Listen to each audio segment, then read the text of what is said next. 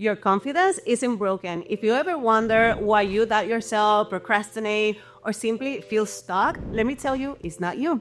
It's these 4 innocent habits quietly sabotaging your self-worth that 81% of people make every single day. In this video, we will identify those 4 bad habits, and more importantly, you will find out what you can do to change them and be on full speed towards your goal. Hola familia, it's Jenny here, and on this channel, we help achievers like you break limitations, build unstoppable confidence, and reach the success that you were always meant to achieve. Now, let's think of a car, for example. Vroom, vroom. I don't know why I did that. No matter how sleek, well-designed, or powerful a car is, it won't go anywhere if the tires are bad, right? It doesn't matter how much potential it has, how shiny it looks, or how advanced its engine might be. Without functional tires, it's stuck, my friends. And the same goes for you. These 4 habits will hold you back, no matter how motivated and knowledgeable or talented you are. They act like those flat tires on the journey to your dreams and goals. Now, most people try to manage a flat tire by patching it up, right? But the best way to go is to change them entirely. Because clearly, you got the drive, you got the destination, but you will never get there if these habits are weighing you down. Amigos, are you ready? Let's get started. Okay, maybe I'm aging myself, but remember when we used to go to school with all these big backpacks full of books and they look even bigger than us? Imagine carrying around a backpack full of rocks every single day. You start the morning feeling the weight, and as the day goes on, it only gets heavier. The crazy thing, you're the one adding the rocks. That's what self-criticism feels like. It's the invisible weight we carry with us everywhere, quietly dragging us down. No matter how much potential you have or how many opportunities are in front of you, that weight keeps you from moving forward. And here's the shocking truth. Most of us are so used to it, we don't even notice we're doing it. You can't encourage someone else if you're constantly tearing yourself down. You can be somebody's cheerleader if you're your own harshest critic. Let me ask you this. If you had a child, would you talk to them the way you talk to yourself? Imagine your child trying something new, like riding a bike or walking and stumbling. Would you say, oh, no, sorry, you're not good enough. You'll never get this right. Of course not. You celebrate their effort, their progress, reminding them of their potential and encouraging them of what's possible so then they can keep going. But self-criticism does the opposite. It magnifies every mistake, sets impossible standards, and keeps you stuck in the cycle of self-doubt. Okay, number 1, talk to yourself like somebody you love. Every time you catch yourself being overly critical, pause. Ask yourself, would I say this to my best friend or my daughter or my son? Replace those thoughts with supportive, compassionate words. Okay, number 2, focus on progress, not perfection. Look for the small wins, the moments where you follow through, made an effort, or took a step forward. Celebrate those victories like a detective hunting for clues. Número 3, start the day with a high five. Yeah, you heard me. This simple habit from Mel Robbins, gosh, I love her. It's a game changer. Every morning, give yourself a literal high five in the mirror.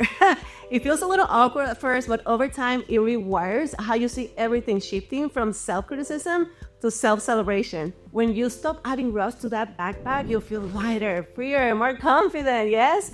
The weight of self-criticism doesn't have to hold you back anymore. So here's your challenge. What's one kind thing you can say to yourself today? Self-compassion isn't just a one-time fix. It's a practice. It takes time, a choice that you make every single day. And every small step forward, you will find the strength to go further than you ever thought possible. The road ahead is waiting. Are you ready to take the wheel? Okay, let's talk about Usain Bolt. He's an awesome sprinter, in fact, an 8-time Olympian gold medalist from Jamaica. Try to see any full footage of him and try to catch him turning his head to check his competitors during a race. You will never find that. Why?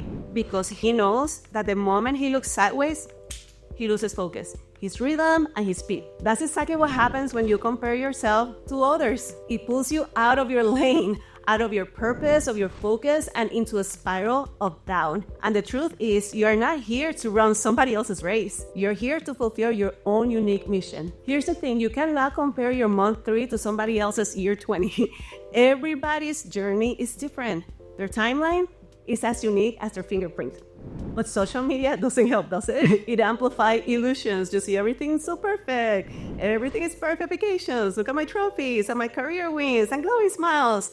But what you see, you don't see the sleepless nights, the sacrifices, the doubts, and the failures behind it all. It's like reading a book and judging it by the cover without even flipping a single page. And comparison doesn't just steal joy, it derails your purpose. It creates this false narrative that you're behind or that there's something wrong with you. But the truth, you're exactly where you need to be. So here's how you stay in your lane and rediscover your confidence. Número uno, measure progress, not perfection. Ask yourself, am I better today than I was yesterday? Am I taking my steps towards my goal? Growth, not perfection, is the real benchmark. Número dos, honor your unique path. Let me give you a personal example. I'm working towards becoming a global speaker with a recognizable brand so I can impact as many as you. Sometimes I see others doing 200 events a year and I catch myself thinking, should I be doing that too? But then I remember, that's not my path. I want to be present for my kids, for their milestones. So my version of success includes a different type of balance, and that's okay. Success doesn't have to look the same for everybody. Number three, reframe your language. Instead of saying, I want to be, start saying, I'm working towards. It's a small shift, but it's powerful and it keeps the focus on your progress and your journey. When you stop comparing yourself to others, something amazing happens. You rediscover the joy of your journey. You stop chasing somebody else's life and start defining success on your own terms. So let me ask you this. What's one win you've had on your unique path? Big or small, medium, celebrate it today. Did you know that one of the greatest inventors of all time failed over 1,000 times before he succeeded? Yeah, Thomas Edison didn't invent the light bulb on his first try like a year ago. Or his hundreds. And when asked about his failures, I love this. He said, I didn't fail. I just find 1,000 ways that won't work. Failure. Even the word feels so heavy, doesn't it? Like a weight pressing down, keeping you away from taking risks or trying new things or pursuing that big dream of yours. But the truth is that failure isn't the monster under your bed. It's not the villain in your story. In fact, it's the teacher you didn't know you needed. It's like your Yoda. The problem is that most of us have been taught to see failure as final, like an end point. But what if we change that? What if instead of thinking, what if I fail, we start thinking, what can I learn now? Now, try say that out loud. Let it sink in. Because here's the one thing, life isn't a straight road. It's full of twists and turns and recalibrations, adaptations. Every stumble, every misstep is just one step towards something even greater. So here's how you can start seeing failure as growth instead of defeat. Number one, journal your lessons. After every experience, good, bad, or simply messy, take a few minutes to reflect and ask yourself, what went well? What didn't go as planned? And what did I learn? And how can I apply it moving forward? Take the win, take the lesson, and move forward.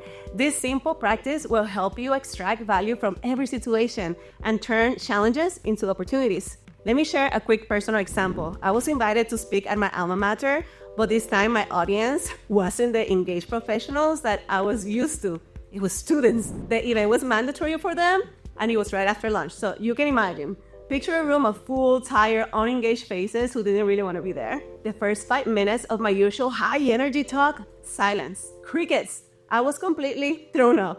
But instead of freezing, I started thinking, how can I adapt? So I adjusted my energy, I changed my tone, I got creative and found ways on how to connect with them differently. By the end of the session, I saw a few smiles, people were asking questions, they were nodding, they were having really, really good, meaningful conversations afterwards. But here's the part I want you to hear. I didn't feel successful at first. I was stuck replaying those awkward first minutes in my head. And then I sat down with my journal and I asked myself, what went well? The answer, I adapted, I engaged, I connected. I also asked, what didn't go as planned? And I realized I had not prepared for a post-launch low-energy crowd. And then, what can I do next time? I made a plan to tailor my energy, my expectations based on the type of audience and the timing of the talk. That experience was not a failure. You know what it was? It was a crash course in adaptability. One that's made me an even better speaker ever since. And also remember, your brain naturally is going to focus on the negative stuff. And many times we make those learnings bigger than they really are. That's why I love to also this journal exercise. In this case, after stressing about not being as successful and others of my speeches in the past, guess what? I was wrong. I got some of the best testimonials yet. So I took the win and the learning and continue to improve my craft every single day. Number two, reframe your language. Instead of saying, I failed, try saying, I learned. Words have power. They're like magic spells, and this small shift can change how you see challenges. When you stop fearing failure and start seeing it as a teacher, everything changes. You go from paralysis to progress, from anxiety to curiosity. So the next time something doesn't go as planned, ask yourself, what's the lesson hidden here? Write it down, reflect on it.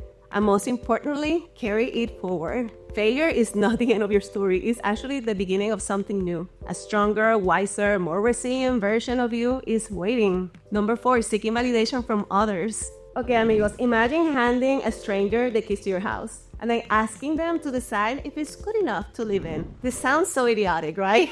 But that's exactly what you're doing when you tie your confidence to other people's opinions. Confidence can feel solid one moment and then it slips through your fingers the next. And one of the biggest confidence killers, seeking validation from others. Something most people don't even realize they're doing. Okay, think about it. When your self-worth depends on likes of social media, an applause after a presentation, of somebody else's approval, you're essentially saying, please tell me I'm enough. But here's the truth. No one can decide that for you, but you. It's so easy to fall into this trap. You post something online and wait anxiously to see if you got some likes. You finish a project and immediately ask, was that okay? Did I do well? But before anybody else's opinion even enters the room, have you stopped to ask yourself, what do I think? How do I feel? Here's how to take back the key to your confidence. Okay, start with self-acknowledgement. After completing a task, pause, take a deep breath, and ask yourself, did I do my best? Does this align with my values? Am I proud of what I did? If the answer is see, yes, let that be enough. Affirm yourself, say it out loud. I did a great job, or I'm proud of myself for taking action. You don't need a standing ovation to validate your effort. 2, setting boundaries. Now let's talk about boundaries, especially for the people pleasers out there. If you're constantly bending over backwards to gain approval, you're gonna end up drained and frustrated. Start setting boundaries. Learn to say no to things that don't align with your values, your goals, or your energy. And here's the crucial part.